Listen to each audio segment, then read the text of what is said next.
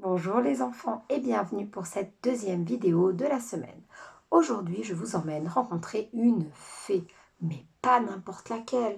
Une fée de chez nous, de Savoie, la fée Tartiflette, aux éditions Boule de Neige et dans la collection Petit Flocon. Ces livres sont super parce qu'ils sont faits par des auteurs de Savoie, c'est-à-dire des gens qui écrivent et qui habitent ici ou qui déjà connaissent un peu la région. Donc, cette fée, c'est une fée de chez nous. Et on va voir ce qu'elle fait. Vous êtes prêts? On y va. La fée Tartiflette. Elle a une bonne tête.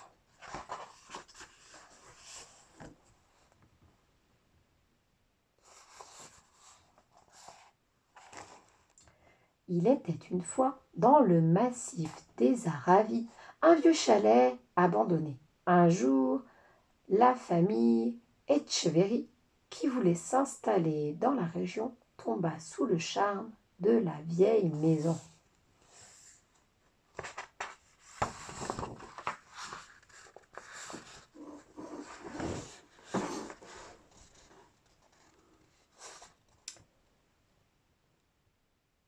Ils entrèrent, berk, c'était dégoûtant. Dans le salon, bouh, le bois était pourri à l'étage et il y avait des souris partout.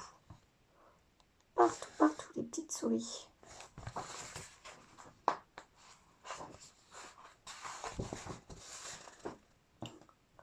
Dans la cuisine, pouah, ça sentait le moisi. Sous la vieille chaudière en fonte, la petite Lola fut intriguée par un paquet rond en papier. Elle le ramassa. Elle le frotta avec la manche pour enlever la poussière et soudain, que va-t-il se passer à votre avis? Une souris va apparaître. Non, un chaudron. Non, le génie d'Aladin. Non. Quoi, une fée? Bon, on va voir alors. Hein. Qui va apparaître?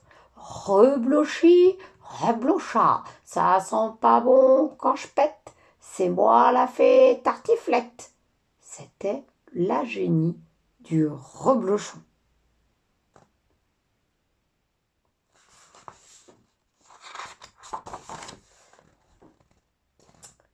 Ah, ça fait du bien de prendre un peu l'air. Bonjour, petite fille. Comment t'appelles-tu, ma pupuce d'amour? Moi, c'est Lola, dit Lola, en reculant un peu. Et toi, qui es-tu? demanda-t-elle. Moi, c'est Fanchon Reblochon, dit la fée en s'approchant de Lola. Mais on m'appelle aussi la fée Tartiflette, car je peux faire des miracles avec ma baguette magique. Le truc, c'est que la fée sentait vraiment, mais alors vraiment pas bon de la bouche, comme un vieux fromage périmé depuis 100 ans.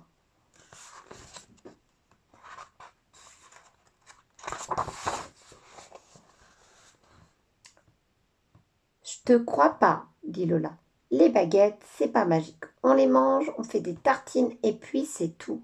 Ah, tu me crois pas. Reblochi, reblocha, joli chat, transforme-toi. Et hop, d'un coup de baguette de pain magique, le petit chat, qui passait par là, repartit en volant comme un corbeau. Crac, crac.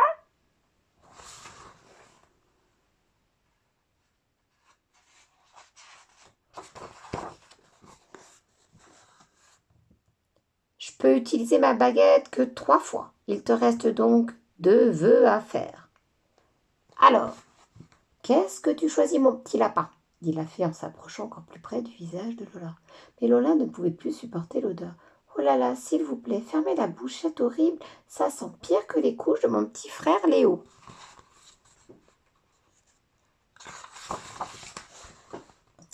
Quoi? Comment? Quel toupet? Attends, tu vas voir, dit la fée en colère.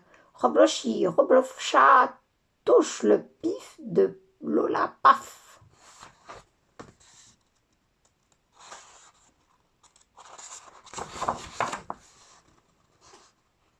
Le nez de Lola n'en était plus un.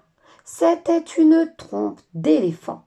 La fée fit un nœud avec la trompe et elle dit « Voilà, comme ça tu ne sentiras plus rien du tout. » Lola s'en alla pleurer dans le tablier de son père, qui était en train d'éplucher des pommes de terre sur la grande table pour faire un gratin. « Bouh, la fée n'arrête pas de m'embêter. »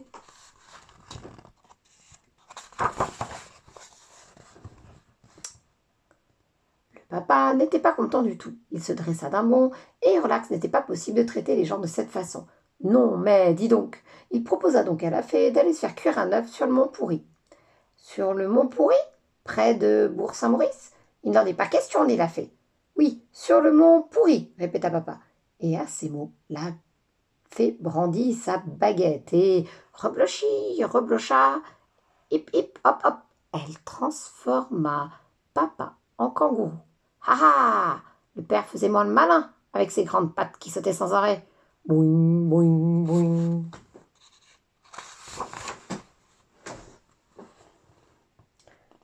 Et alors, comme la fée Tartiflette avait utilisé 3 fois sa baguette magique, elle se transforma en reblochon et s'allongea dans le plat de patates. Papa, regarde Lola. Papa regarda Lola et lui dit « Bon, et qu'est-ce qu'on fait maintenant ?»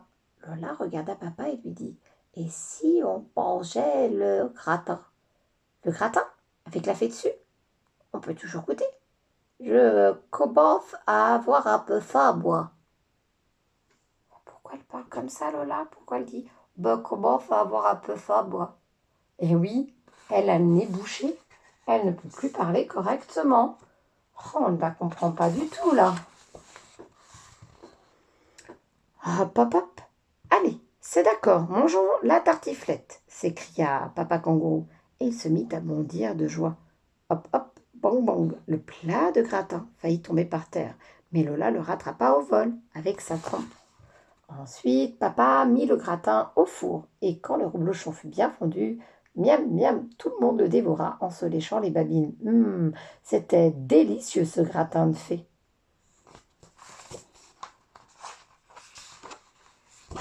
Mais qu'est-ce que c'est? Mais hé hé, tatifette, tatifette. Ah, ça c'est petit frère qui dit tatifette. Et oui, c'est encore bien parlé. Et voilà. Et on vous donne la recette de la tartiflette. Si vous voulez, je pourrais essayer de vous la prendre en photo pour l'envoyer. Alors, après, je suis sûre que vous faites des très bonnes tartiflettes, vous aussi. Voilà, voilà. Donc, c'est David Gauthier qui nous a écrit cette jolie histoire. Et l'illustratrice, celle qui a fait les dessins, c'est Élodie Balandra. Voilà. Voilà une petite histoire bien de chez nous. Je vais en fouler une deuxième petite histoire qui s'appelle Couette, Dragon et compagnie. Petit Louis a très peur du noir. Sa maman vient de le border sous sa couette, celle avec des dragons. Et elle referme tout doucement la porte. Petit Louis regarde l'ombre engloutir sa grande chambre et se met à pleurer.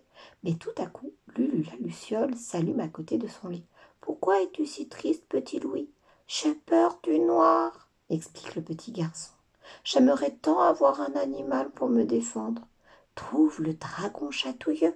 C'est lui qui te défendra, » répond Lulu. Petit Louis regarde attentivement sa couette. Mais comment savoir quel dragon est chatouilleux? Il se met à les gratter un à un, mais rien ne se passe, jusqu'à ce qu'il chatouille une petite dragonne qui a l'air rigolote. Il entend alors un ronronnement, puis elle commence à se tortiller devant ses yeux écarquillés.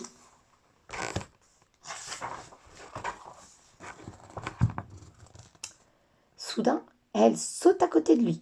Petit Louis la chatouille encore, et elle se trémousse contre lui en riant. « Bonjour, petit dragon, si tu veux bien me défendre contre les monstres qui se cachent dans les ombres, ils me font si peur. » La dragonne se penche alors par terre pour explorer la chambre.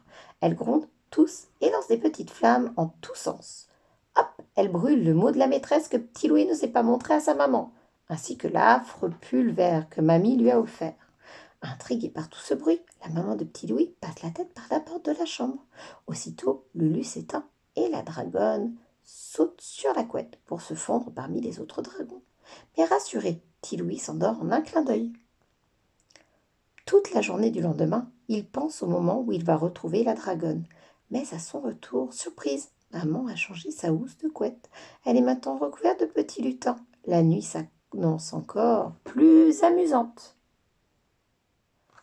Et voilà.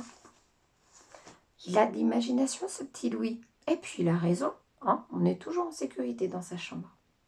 J'espère que ces histoires vous ont fait plaisir. Je vous fais de gros bisous. D'ailleurs, petit Louis est revenu, lui aussi. On vous fait des gros bisous et on vous dit à très bientôt. Bonne soirée.